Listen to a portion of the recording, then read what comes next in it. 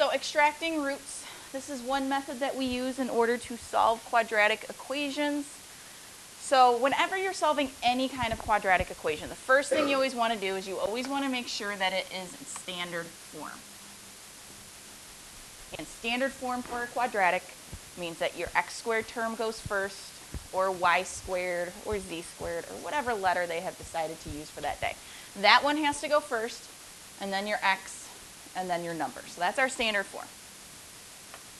And then I tell you right down here, if your b value is a 0, then your standard form is your squared term, so your x squared, and then your number. So either way, standard form, x squared has to go first, and then everything goes down after that. So when we're trying to solve by extracting the roots, you're going to move your c term over to the other side. So now instead of being equal to 0, it's equal to a value. You're going to take the square root of both sides of the equation. And when we take the square root, it creates two numbers, a positive version and a negative version.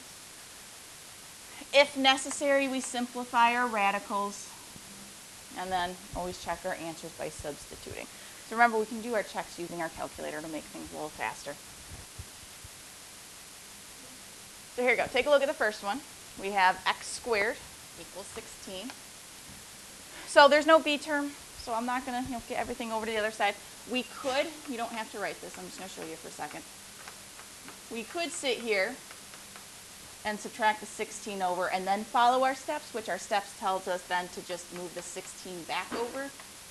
So is it really worth our time just to sit there and move it over and then move it back? No. You've got x squared on one side, you've got it equal to just one number on the other side, we're good. So now since x squared is by itself, it's what we call isolated.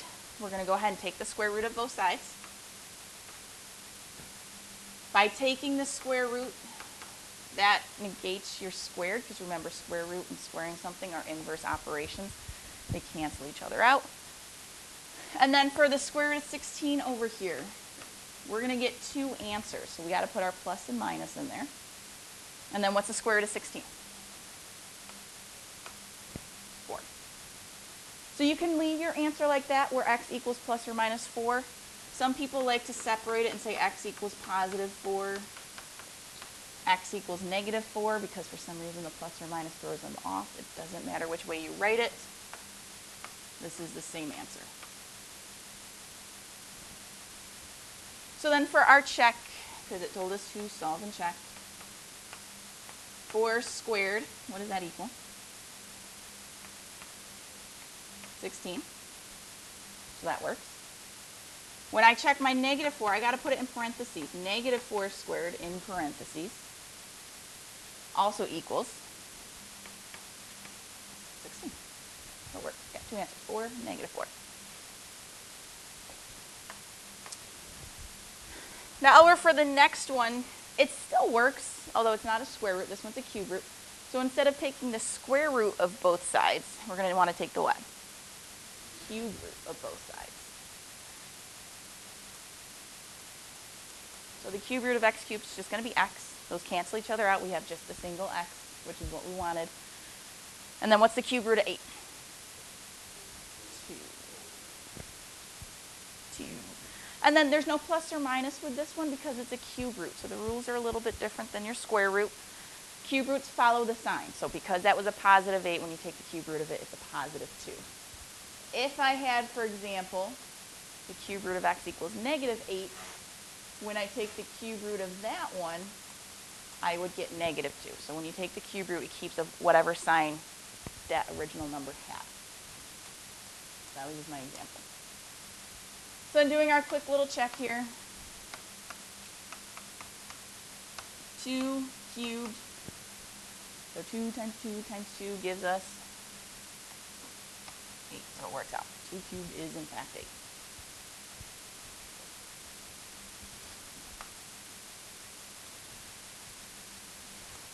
So for number 3, it's already in standard form. We got our 25x squared minus 100 equals 0. There is no b term. There is no single x to the first power there. So what we're going to do is we're going to get our x squared by itself. So I'm going to first add over 100. I get 25x squared equals 100. X isn't by itself quite yet. I got to do one more thing of dividing by 25.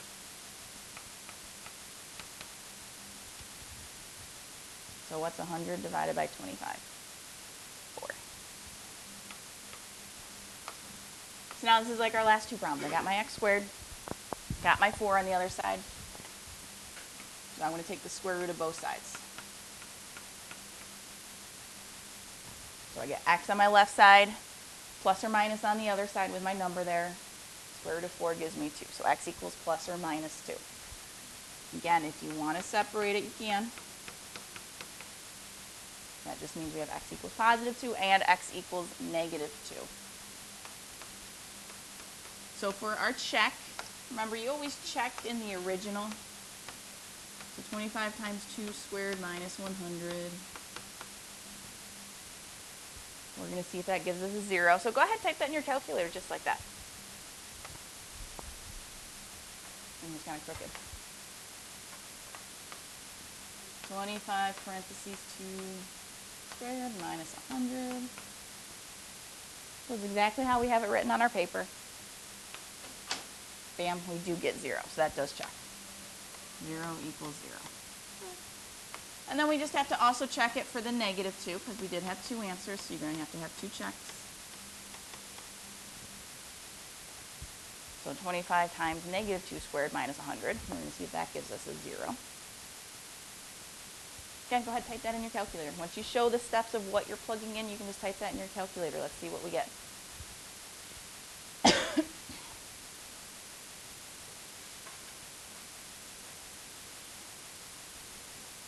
Do we get a 0? We should, so 0 does in fact equal 0. So that does check out also. So we've got those 2 answers there. Whichever way you want it, plus or minus or just separate, we got 2 answers. All right, let's do number 4. So we want to get that cube root by itself. So we got to subtract our 128. So I get 2 cube root of x equals a negative 128.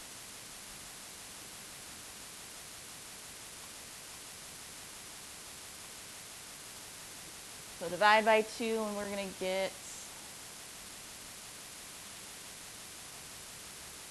negative 64. Now this is x cubed, so what root am I going to have to do?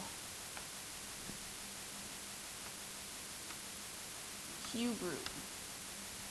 Whatever that exponent is, that's the root you do. So we're going to do a cube root here.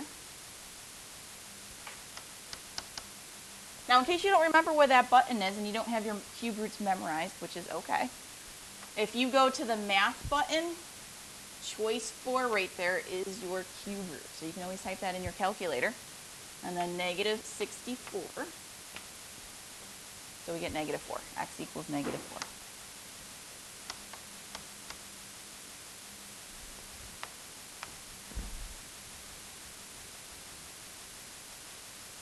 Then doing our check.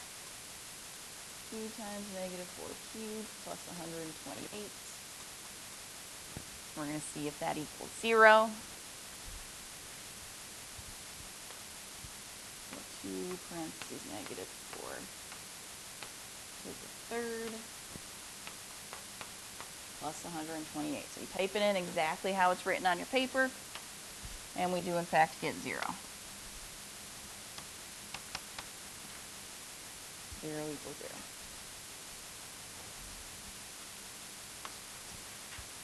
All right, the other one we're going to practice for today is our solving by factoring. So again, you got to make sure your quadratic is in standard form. Our standard form is ax squared plus bx plus c. A, b, and c are just numbers, so you just got to have your x squared term first, and then your b, then your x, and then your number.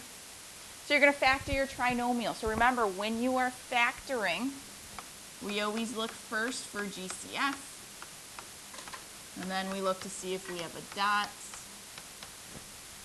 and then we look to see if it's trinomial. So that is always our order for factoring. GCF first, dots, and then trinomial.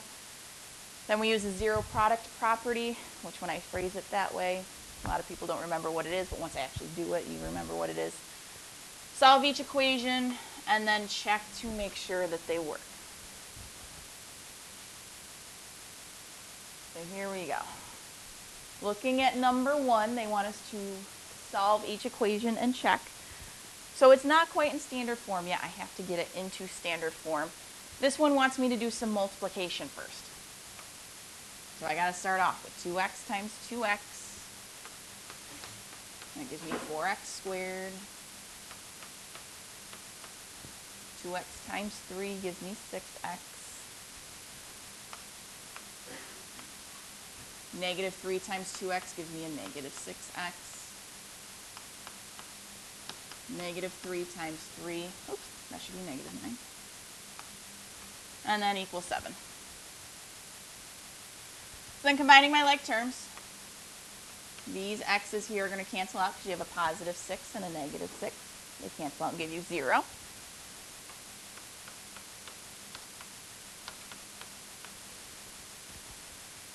So I have 4x squared minus 9 equals 7. And then I'm going to bring my 7 over.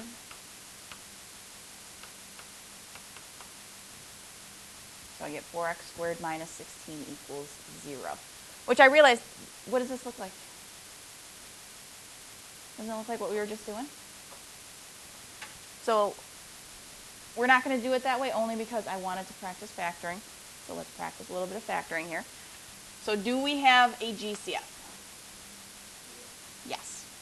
4. So remember, we always take the 4 out first. So I have 4 times x squared minus 4. And then x squared minus 4, how does that factor?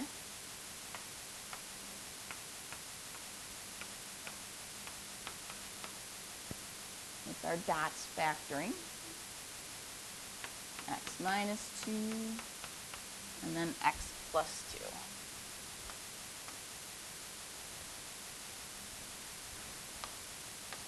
So remember, we draw our lines down. We're about to use our zero product property.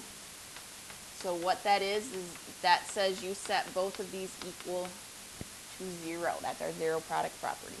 You set those equal to 0 and you solve your equations. So for my first one, I would add 2, so I get x equals a positive 2. Second one, I would subtract 2. So I'd get a negative 2. And then what happens with the 4 out there? Does anybody remember?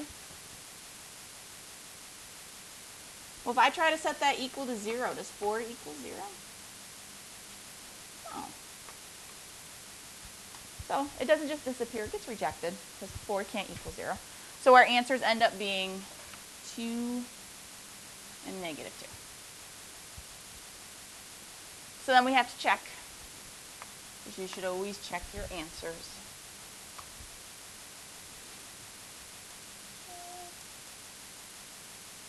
So I'm just going to plug a 2 in for all of my x's.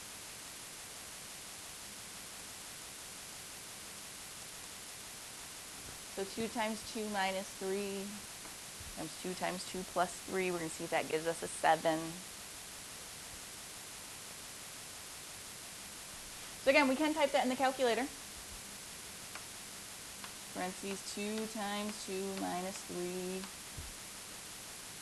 Other parentheses 2 times 2 plus 3. And we hit enter. There we go. We get 7. We got 7 equals 7. What I want you to do is I want you to check the negative 2. I have a lot of you sitting there not trying it. Check your negative 2. See if it works. All right, so for number 2 over here, we're going back to a little practice with our radical equations because they're not going anywhere, so we should keep practicing them. So with our radical equations, remember, you have to get the radical by itself. So subtract 7. That negative in front of the radical is still there. So we have negative radical x squared minus 6x equals negative 4, because 3 minus 7 gives me negative 4.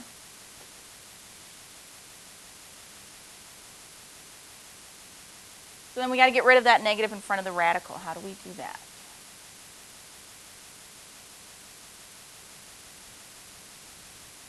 Just got to divide by -1.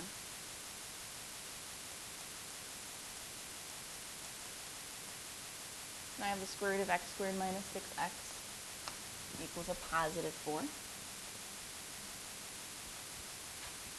So now we can get rid of our radical, because the radical is entirely by itself. It's isolated. So what we're going to do to get rid of it is we're going to square it. So we're going to square both sides. The radical is now gone. So you just have x squared minus 6x. The stuff underneath doesn't change. The radical sign just simply goes away because I've canceled it out. And then over on the other side of a 16, because 4 squared gives me 16.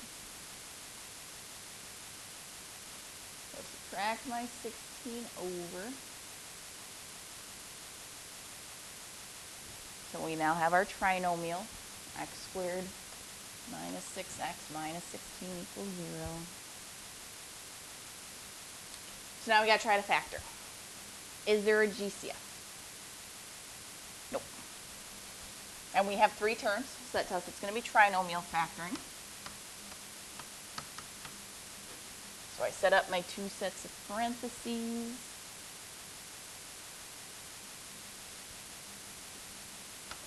I'm going to put my x's in there because x times x gives us our x squared.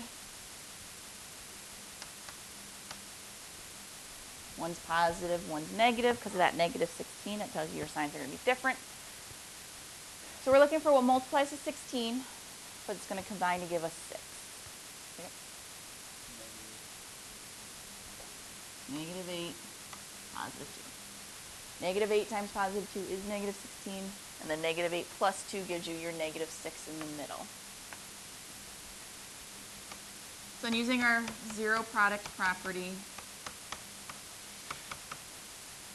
We set each of our factors equal to 0, so the x plus 2 and the x minus 8. So for the 2, I would subtract 2 over, and I'd get a -2.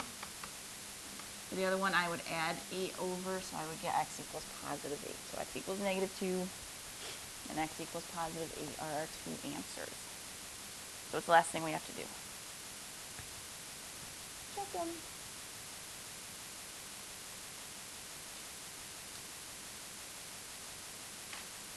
So I'll start with my -2. So 7 minus the square root of -2 squared minus 6 times -2. We're going to see if that gives us a 3.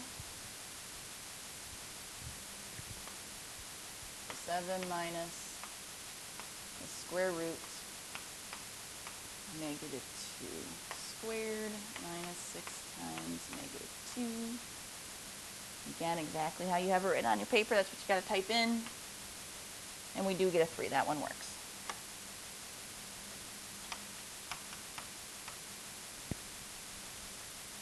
So go ahead, check your 8. Plug your 8 in.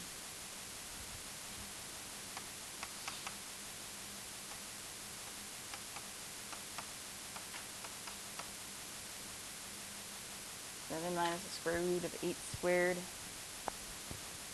minus 6 times 8. And see, that equals 3.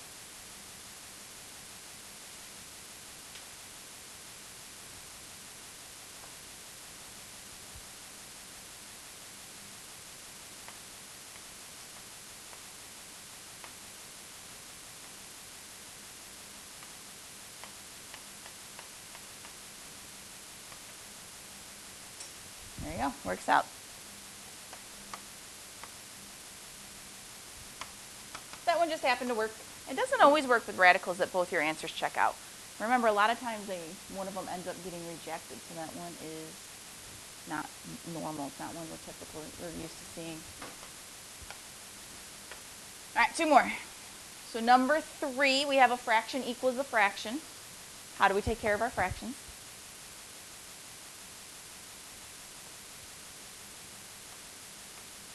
You cross multiply. So x minus 2 times x plus 9 is going to equal x minus 1 times 2x minus 4. Whenever you have one fraction equal one fraction, you cross multiply to solve that. So we got to do lots of distribution. So when I start off there on the left, I get x squared plus 9x when I distribute that first x. Distribute my negative 2. And that gives me negative 2x minus 18.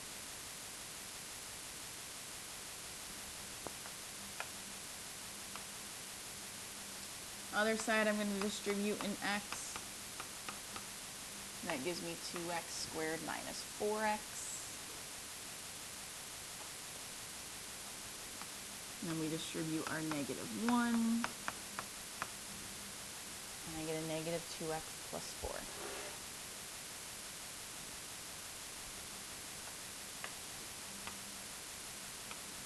So both sides of the equal sign have some terms that we can combine first. So let's combine our like terms. So over there on the left side, we end up with x squared plus 7x minus 18.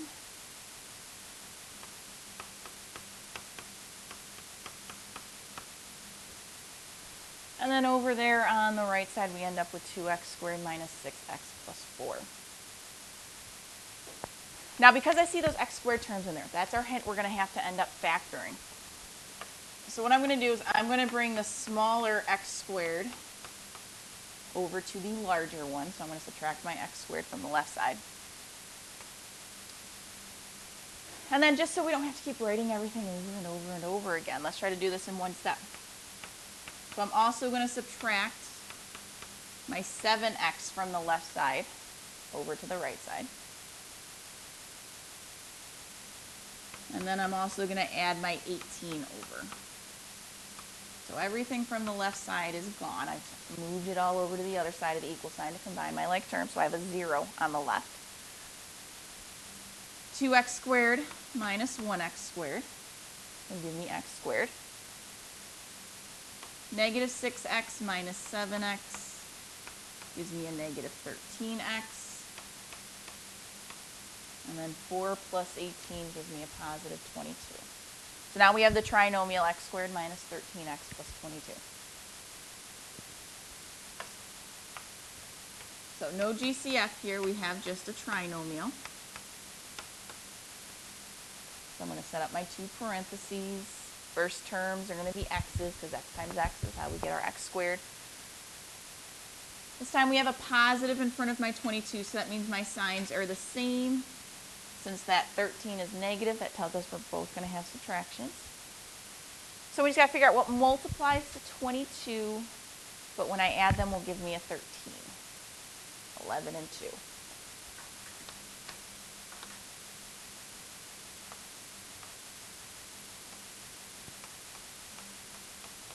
So then we have to set these both equal to 0.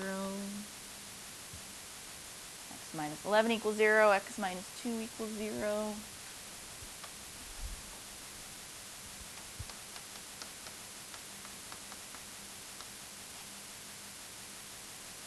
Then we end up with 11 and 2. So with our fractions, which we did a couple of units ago, the only part that's important really is the denominator. So if I plug a 2 into either of these denominators, is that going to give me a 0? No, if I plug a 2 in here, 2 minus 1 gives me 1, so we're good there. 2 plus 9 gives me 11, so we're good with that one. And then my other one, 11, if I plug 11 in here, I'd get 10. If I plug 11 in here, I'd get 20. So we're good. We're not going to get a 0 in the denominator if that's the important part, so these ones check out. So 11 and 2 are going to be our answers for that one. And then our last one for our notes today.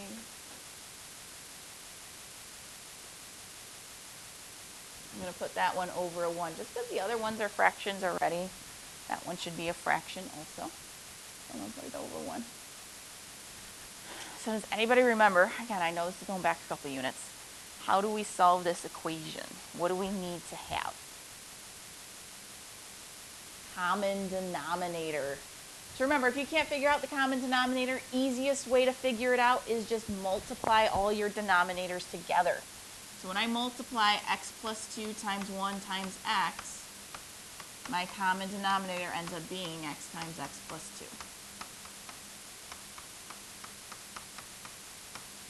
The 1 didn't disappear. It was, 1 times x is 1x. That's why it's just x in the front. It's really 1x, so it's still there.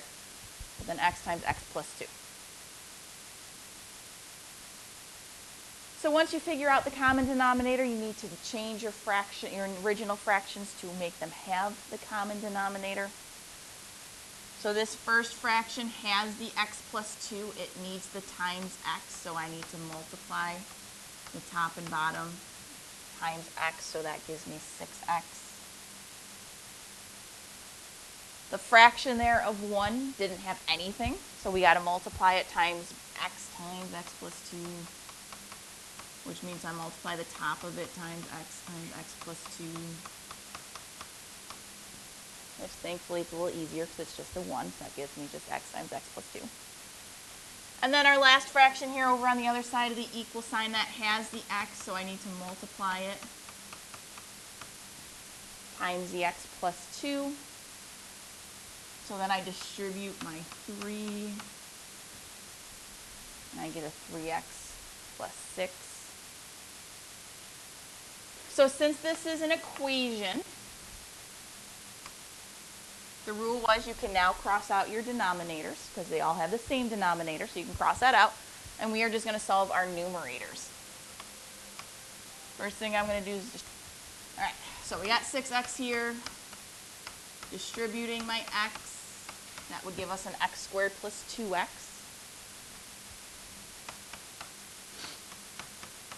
Equals my 3x plus 6. Left side of my equal sign, I've got these x's here, so I'm going to combine those. So now I got x squared plus 8x equals 3x plus 6. So again, we got that x squared term in there. That's your hint. We're going to have to factor. So in order to factor, I got to bring this 3x over, and I got to bring the 6 over. So I subtract them both because they're both positive, so that gives me a 0 on my right side. Left side, we get x squared plus 5x minus 6. Remember that minus 6 because there is no other just number, which we call constant. There's no other constant there, so it stays as just minus 6.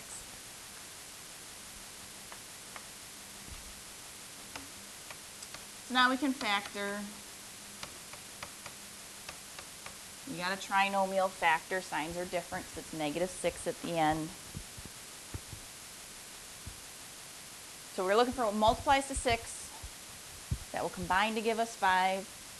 Everybody's first instinct is 3 and 2, but if 3 and 2, if one of those is negative, is not going to give you a 5. So what else multiplies to give us 6? 6 and 1. Because it's positive 5, we're going to put 6 as positive, 1 is the negative, so then 6 minus 1 gives us 5.